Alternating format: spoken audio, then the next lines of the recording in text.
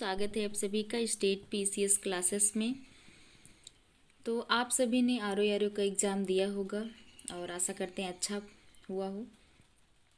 और जिसके भी कट ऑफ के पास या कट ऑफ के पार हो कर रहा हो या जो कट ऑफ लग रहा है उसकी नहीं निकलेगा, तो आप लोग यूपी पीसीएस की तैयारी ज़रूर करिए।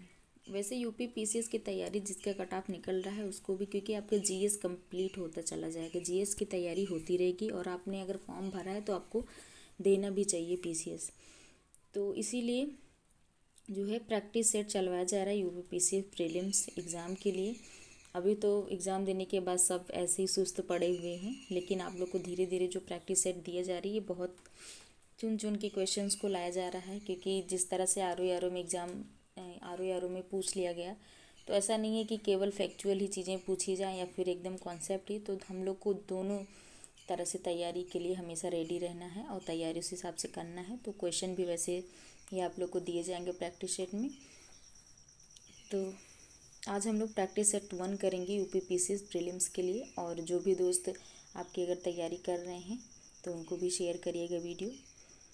तो चलिए देखते हैं और आगे बढ़ते हैं। क्योंकि आप लोग आर जो है जिसकी कट ऑफ क्लियर हो रही हो या नहीं हो रही हो तब भी, और क्योंकि अगर क्लियर हो रही होगी तो आपको जीएस में ये पूरा मदद करेगा, क्योंकि कोई आयोग ही करवाता है ये भी एग्ज़ाम। तो उस तरह से बहुत ज़्यादा वो नहीं होना है। तो आप लोग को बस जीएस की अच्छी तैयारी करनी है, उसके बाद रिजल्ट आ जाएगा तो उसके बाद सब क्लियर हो ही जाएगा। तो चलिए आज का पहला क्वेश्चन क्या है इसको देखते हैं। आज का पहला क्वेश्चन है कि गुड गवर्नेंस डे, जिसको क्या कहते हैं, गुड गवर्नेंस डे, तो हिंदी में इंग्लिश में लिखा है, किसकी जयंती पर मनाया जाता है। तो ये जो है सुशासन दिवस जिसको बोलते हैं हिंदी में, किसके जयंती पर मनाया जाता है। अटल बिहारी वाजपेयी जी के, कि सरदार पटेल के, तीसरा ऑप्शन है लाल बहादुर शास्त्री के, चौथा है डॉक्टर राजेंद्र प्रसाद। तो उसका राइट आंसर क्या हो जाएगा, इसका राइट आंसर ए हो जाएगा। अटल बिहारी वाजपेयी जी के जन्म दिवस या जयंती पर जो है गुड गवर्नेंस डे या सुशासन दिवस मनाया जाता है। और कब मनाया जाता है, तो ये जो है 26 दिसंबर को मनाया जाता है, 26 दिसंबर को। आगे बढ़ते हैं, अगला क्वेश्चन देखते हैं। अगला क्वेश्चन है कि भारत के संविधान में अल्पसंख्यकों की सुरक्षा किस अनुच्छेद में वर्णित है। अल्पसंख्यकों की सुरक्षा, तो आर्टिकल से अभी देखे होंगे आप लोग कि आर में ऐसे घुमा के क्वेश्चन पूछा था कि वैसे तो सबको डायरेक्ट, लेकिन उसमें आंसर था 16 क्लास 2, लेकिन सब 15 या 14 अधिकतर बच्चों ने किया है। तो उसी तरह से आप लोग को आर्टिकल का भी डिटेल से भी आपको पढ़ने की ज़रूरत है। तो इसमें पूछा है कि अल्पसंख्यकों की सुरक्षा किस अनुच्छेद में है। 14 से 18 में है, कि 25 से 30 में है, कि 32 से 35 में है, कि 36 से 51 में है। तो इसका राइट आंसर क्या हो जाएगा, राइट आंसर बी हो जाएगा। 25 से 30 में जो है अल्पसंख्यकों के लिए सुरक्षा दिया गया है, मौलिक, किसमें, मौलिक अधिकार में।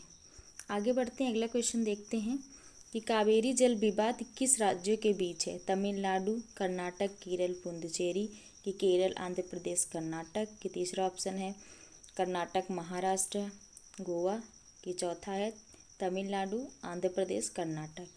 तो तीसरे का राइट आंसर क्या हो जाएगा, तीसरे का राइट आंसर ए हो जाएगा। कावेरी नदी जल विवाद जो है वो तमिलनाडु, कर्नाटक, केरल, पुडुचेरी के मध्य है, इन राज्यों के मध्य है। आगे बढ़ते हैं और अगला क्वेश्चन देखते हैं।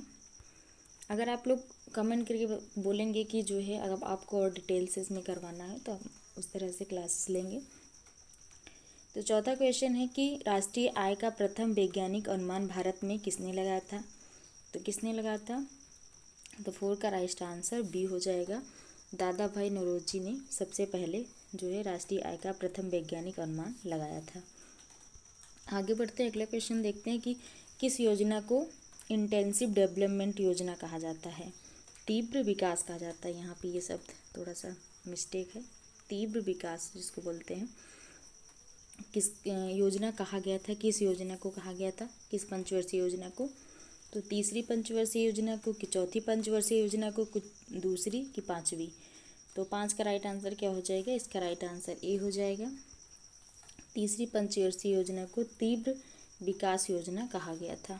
इसमें क्या कहा, इसमें जो है उद्योग और कृषि, उद्योग प्लस कृषि दोनों पर ध्यान देने की बातें की गई थी, इसलिए इसको इंटेंसिव डेवलपमेंट की संज्ञा दी गई थी। आगे बढ़ते हैं, अगला क्वेश्चन देखते हैं कि भाखड़ा नागल परियोजना किस नदी पर बनी है? सतलुज नदी पर है कि ब्यास नदी पर है कि गंगा की यमुना? तो इसका राइट आंसर क्या हो जाएगा? इसका राइट आंसर ए हो जाएगा। सतलुज नदी पे जो है ये भाखड़ा नागल परियोजना बनाई गई है। नेक्स्ट क्वेश्चन है कि अल बरूनी भारत किसके शासनकाल में आया था? महमूद गजनी के कि इल्तुतमिश के कि अकबर के कि मोहम्मद बिन तुगलक के?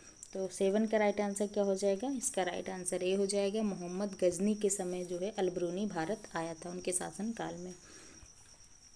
नेक्स्ट क्वेश्चन है कि दिल्ली विद्रोह, जिसको इंडिगो रिवोल्ट भी कहा जाता है, कब हुआ था? 1857 में हुआ था कि 1860 में हुआ था कि 1831 में कि 1875 में? तो क्वेश्चन नंबर 8 का राइट आंसर क्या हो जाएगा? इसका राइट आंसर बी हो जाएगा। 1860 में नील विद्रोह, जिसको इंडिगो रिवोल्ट भी कहा जाता है, यह हुआ था 1860 में। नेक्स्ट क्वेश्चन है कि पृथ्वी मिसाइल जो है किस श्रेणी की है? सतह से वायु की, वायु से वायु की, पनडुब्बी से सतह? तो किस प्रकार की मिसाइल है, किस श्रेणी में आती है? क्वेश्चन नंबर 9 का राइट आंसर क्या हो जाएगा? तो इसका राइट आंसर हो जाएगा ए। ये सरफेस टू सरफेस जो है ये वार करती है पृथ्वी। वैसे नाम से भी आप लोग याद रखिएगा, पृथ्वी जो कि पृथ्वी सतह से सतह पे ही वार करने वाली मिसाइल है। अगला क्वेश्चन है कि मुद्रा राक्षस नाटक किसने लिखा? विशाख दत्त ने, कालिदास ने, भास ने कि बहुभूति ने? तो 10 का राइट आंसर क्या हो जाएगा? इसका राइट आंसर ए हो जाएगा। विशाख दत्त ने मुद्रा राक्षस नाटक लिखा था। आगे बढ़ते हैं और नेक्स्ट क्वेश्चन देखते हैं कि मालगुडी डेज के लेखक कौन हैं? R.K. नारायण है, मुल्कराज आनंद है, खुशवंत सिंह है कि सलमान रुश्दी हैं? तो क्वेश्चन नंबर 11 का राइट आंसर ए हो जाएगा। R.K. नारायण जो है मालगुडी डेज जो है इन्होंने लिखा है। जिसने BA वगैरह में इंग्लिश लिटरेचर लिया होगा तो उसमें ये मालगुडी डेज जो है इनका ये चैप्टर था R.K. नारायण का। आगे बढ़ते हैं, अगला क्वेश्चन देखते हैं कि परमाणु ऊर्जा अधिनियम भारत में कब पारित हुआ था? 1962 में, 1965 में, 1962 में?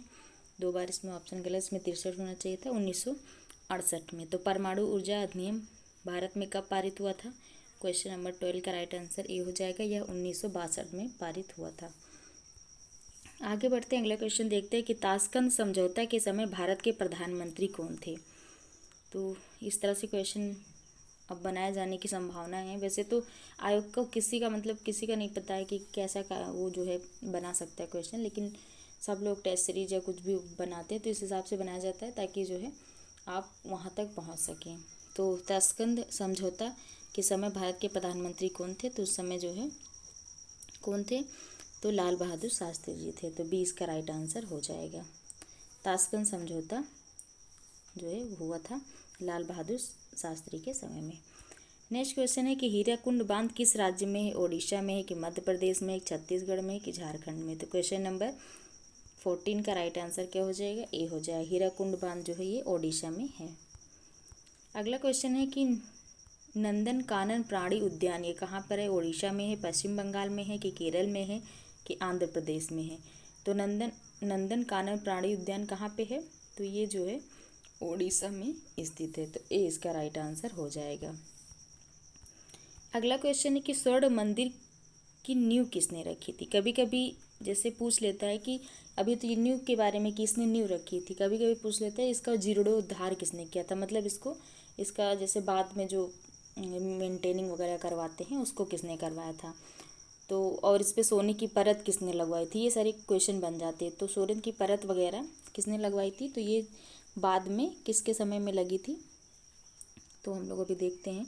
तो पहले इसमें जो क्वेश्चन पूछा है उसको देखते हैं। स्वर्ण मंदिर की नींव किसने रखी थी? तो 16 का राइट आंसर क्या हो जाएगा? तो गुरु रामदास ने ये स्वर्ण मंदिर की नींव रखी थी। और इसमें सोने की परत किसने लगाई थी? तो महाराजा रणजीत सिंह। निर्माण किसके समय में? गुरु रामदास ने ज़मीन खरीदी थी, उसके बाद नींव रखी थी, उसके बाद जो है इसमें सोने की पूछ लिया कि सोने की परत किसने चढ़वाई थी, तो महाराजा रणजीत सिंह ने। आगे बढ़ते हैं, अगला क्वेश्चन देखते हैं कि शाह आयोग का गठन किस उद्देश्य से हुआ था। भ्रष्टाचार की जांच के लिए, कि आपातकालीन काल की जांच के लिए, वित्तीय घोटालों की जांच के लिए, चुनाव सुधार के लिए। तो क्वेश्चन नंबर 17 का राइट आंसर क्या हो जाएगा, तो इसका राइट आंसर बी हो जाएगा। यह आपातकालीन जो जांच थी उसके लिए किया गया था। तो बी इसका राइट आंसर हो जाएगा क्वेश्चन नंबर 17 का। आगे बढ़ते हैं, अगला क्वेश्चन देखते हैं कि भारत का कौन सा राज्य पूर्व का स्कॉटलैंड कहलाता है। मेघालय, की मणिपुर, की मिजोरम, की अरुणाचल प्रदेश। क्वेश्चन नंबर 18 का राइट आंसर क्या हो जाएगा, ए। मेघालय को जो है पूर्व का स्कॉटलैंड कहा जाता है। आगे बढ़ते हैं, अगला क्वेश्चन देखते हैं कि भौमिक घड़ी का या सिस्मोग्राफ का प्रयोग किसके मापन में होता है। तो वायुदाब के, कि भूकंप की तीव्रता, की वर्षा, की तापमान। तो क्वेश्चन नंबर 19 का राइट आंसर क्या हो जाएगा, बी। भूकंप की तीव्रता नापने के लिए सिस्मोग्राफ का प्रयोग होता है। देखिए हिंदी में ऐसे क्वेश्चन बना देगा तो कितना टफ हो जाएगा। भौमिक घड़ी, सिस्मोग्राफ जो है उसको बोलते हैं, वैसे सब सिस्मोग्राफ ही जानते हैं। नेक्स्ट क्वेश्चन है कि अधिक्रमण का संबंध किससे है। तो इसका संबंध किससे है, भूमि से है, कि वायु से है, कि जल से है, कि ऊर्जा से है। इनक्रोचमेंट जिसको बोलते हैं। तो क्वेश्चन नंबर 20 का राइट आंसर ये हो जाएगा, इसका संबंध जो है भूमि से है। नेक्स्ट क्वेश्चन है कि दादर और नागर हवेली किसके अधीन था जब भारत में मिला था। तो पुर्तगाल के अधीन था, कि फ्रांस के, कि डच के, कि ब्रिटेन के। तो क्वेश्चन नंबर 21 का राइट आंसर क्या हो जाएगा, तो राइट आंसर ए हो जाएगा। तो दादर नगर हवेली जब भारत में मतलब इसको मिलाया गया था तो किसके अधीन था, तो उस समय पुर्तगाल के अधीन था। पुर्तगाली ऐसे थे जो कि भारत में सबसे पहले आए थे, यूरोपियों में से सबसे पहले आए थे और सबसे लास्ट में गए भी थे। सबसे पहले आए थे और सबसे लास्ट में गए भी थे। पुर्तगालियों का कभी यूरोपियों का कभी कभी क्रम पूछ लेता है कि सबसे पहले कौन आया, सबसे पहले जो है किस क्रम में, मतलब किस क्रम में लोग आए, मतलब पुर्तगाली यूरोपीय लोग आए थे। तो इसकी एक ट्रिक है, PDEDF। सबसे पहले कौन आए, सबसे पहले पुर्तगीज आए, फिर डच आए, फिर कौन आए, फिर उसके बाद इंग्लिश आए, फिर डेनिश आए, फिर फ्रांस आए। तो इस तरह से आप लोग को याद रख लेना है। तो सबसे लास्ट में पुर्तगीज भी गए भी थे। कहाँ पे थे, ये गोवा में थे।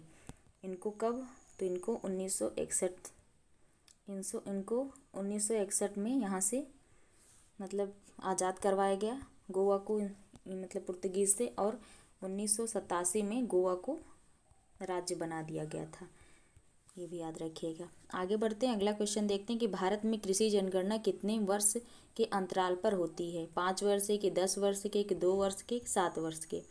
तो क्वेश्चन नंबर 22 का राइट आंसर क्या हो जाएगा, ए हो जाएगा। 5 वर्ष के अंतराल पर कृषि जनगणना होती है। आगे बढ़ते हैं, अगला क्वेश्चन देखते हैं कि क्विट इंडिया मूवमेंट, भारत छोड़ो आंदोलन के समय वायसराय कौन था।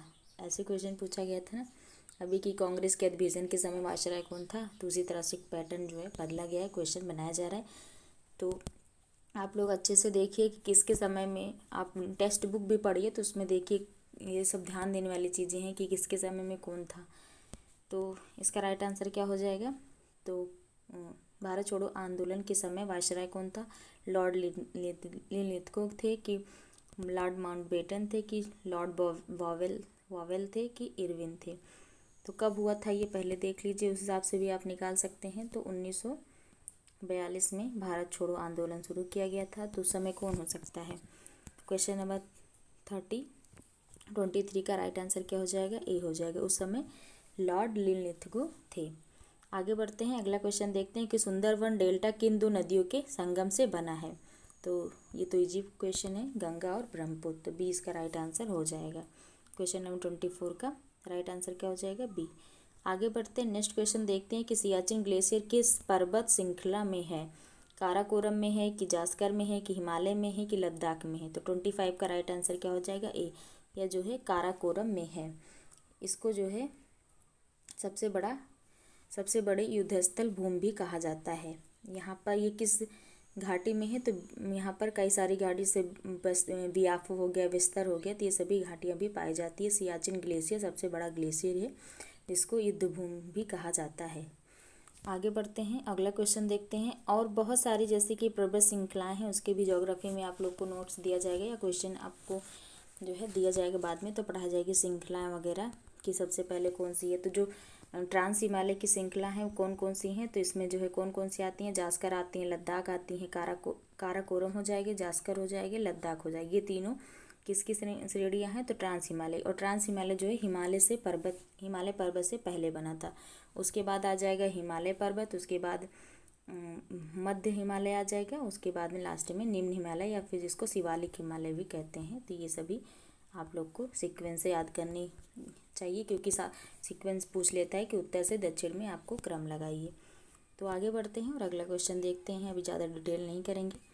तो क्वेश्चन नंबर 26 का देखना है कि स्वच्छ भारत मिशन कब शुरू हुआ था, तो 2014 में कि 15 में कि 13 में कि 16 में। तो स्वच्छ भारत मिशन कब स्टार्ट किया गया था, तो ये जो है 2014 में स्टार्ट किया गया था। कब, तो ये 2 अक्टूबर 2014 को स्टार्ट किया गया था। ये डेट भी आप लोग को याद रखनी है, बहुत जो इम्पोर्टेंट ज़्यादा डेट होती हैं उसको बताया जाएगा कि आप लोग याद रखिए। नेक्स्ट है कि 27 का क्वेश्चन कौन सा है कि टिहरी बांध किस नदी पर बना है, किस नदी पर है, तो भागीरथी पे है कि अलकनंदा की मंदाकिनी की गंगा। तो क्वेश्चन नंबर 27 का राइट आंसर ये हो जाएगा, यह भागीरथी नदी पर स्थित है। नेक्स्ट क्वेश्चन है कि राज्यपाल की नियुक्ति कौन करता है, प्रधानमंत्री की, राष्ट्रपति की, सुप्रीम कोर्ट की, संसद। तो इसका राइट आंसर क्या हो जाएगा, इसका राइट आंसर बी हो जाएगा। राष्ट्रपति जो है राज्यपाल की नियुक्ति करता है। और किस आर्टिकल में है, तो 155 आर्टिकल में ये है। आगे बढ़ते हैं, अगला क्वेश्चन देखते हैं कि चंदन नाथ मंदिर कहाँ पर स्थित है, जम्मू कश्मीर में है कि हिमाचल प्रदेश में कि उत्तराखंड में कि सिक्किम में। क्वेश्चन नंबर 29 का राइट आंसर क्या हो जाएगा, इसका राइट आंसर ए हो जाएगा, जम्मू कश्मीर में चंदननाथ मंदिर स्थित है।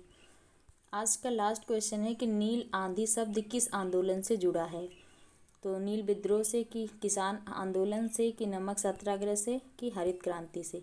तो इसका राइट आंसर ए हो जाएगा, नील विद्रोह से संबंधित है।